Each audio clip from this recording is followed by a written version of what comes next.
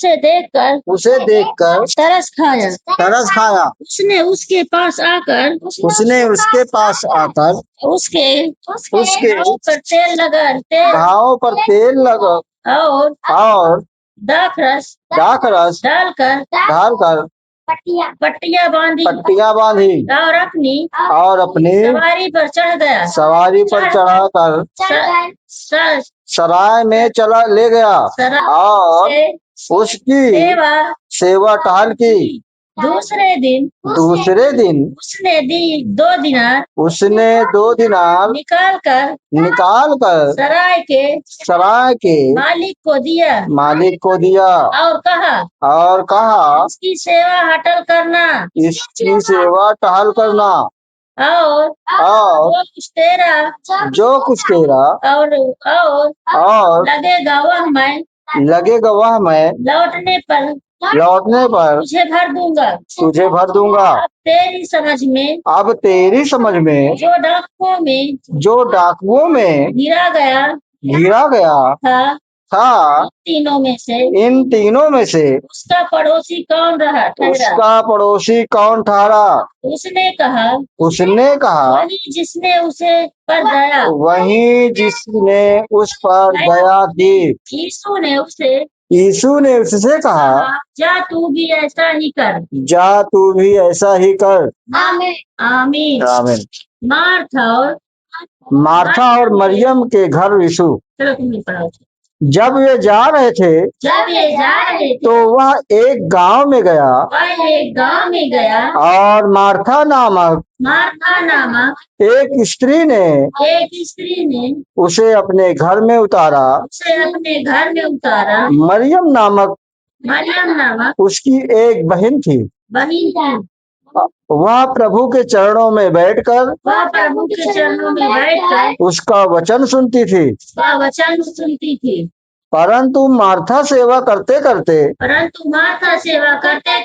घबरा गई और उसके पास आकर कहने लगी हे प्रभु क्या तुझे कुछ भी चिंता नहीं कि मेरी बहन ने मुझे सेवा करने के लिए अकेली ही छोड़ दिया है। इसलिए उससे कहा कि मेरी सहायता करे। प्रभु ने उसे उत्तर दिया मार्था हे मार्था तू बहुत बातों के लिए चिंता करती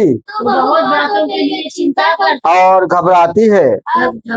परंतु एक बात आवश्यक है और उस उत्तम भाग को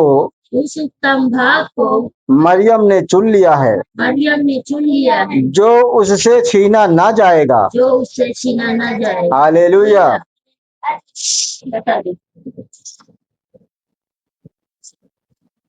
अब हमारे शुभम भैया बताएंगे इसका अर्थ और हम समझेंगे जानेंगे। हाँ भैया बताएं आप। मार्था और मरियम के इसी घर मार्था सुन इसमें लिखा एक मनुष्य यरूशलेम यरीहो को जा रहा था कि डाकुओं ने घेर कर उसके कपड़े उतार दिए और मार पीटकर उसे अधमरा छोड़कर चले गए। उसके पापा ने एक शर्ट खरीदी थी, उसने पहना कर जा अपने दोस्तों को दिखाया। वो अपने दिखाए गए जिस भाई आए थे, भाई दिखाए गए थे। फिर उसको एक गड्ढा था तो कपड़ा चीर के उसको गड्ढा में डाल दिया और तुम लगा के तुम्हारे बेटा को सिया खा डाले। ये तो बता रहे हैं इनको भाई तो डाले। जी भैया जी सुनो भैया।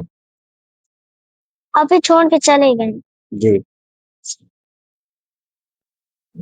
और ऐसा ही हुआ कि उसी मार्ग में एक याजक जा रहा था, परंतु उसे देख कर कतरा कर चला गया। एक व्यक्ति था, उसने मदद नहीं की।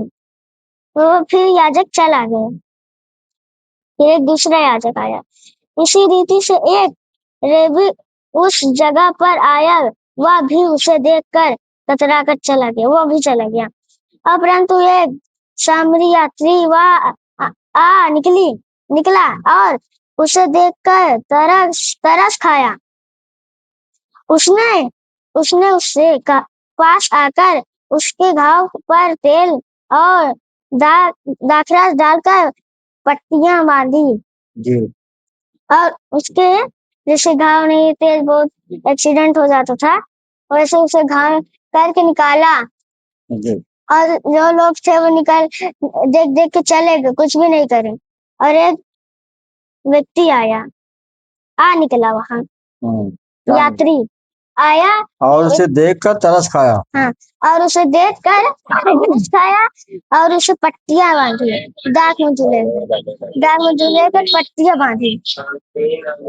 और दूसरा दिन उसके 2 दिनार निकालकर सराय के वकील को दिया और कहा, इसकी सेवा अटल करना।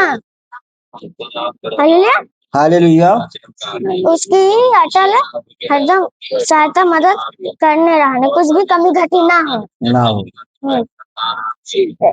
जो याजक थे वो चले गए, ये व्यक्ति ने तरस खाकर लिया और याजक को 2 दमड़ी देकर उसे कहा कि इसे सहायता कुछ भी हो उसे करना। जी हाँ, सेवा टल करना, हरदम करना। जो कुछ तेरा और लगेगा वह मैं लौटाने पर तुझे भर दूंगा। बस। अब तेरी समझ में जो डाकुओं में घिरा गया था, इन तीनों में से उसका पड़ोसी कौन ठहरा? उसका पड़ोसी कौन ठहरा मतलब जौन तीनों याजक थे वो लेकर चला गए, और जौन इधर से देख के चले गए ना, वो याजक नहीं पड़ोसी थे।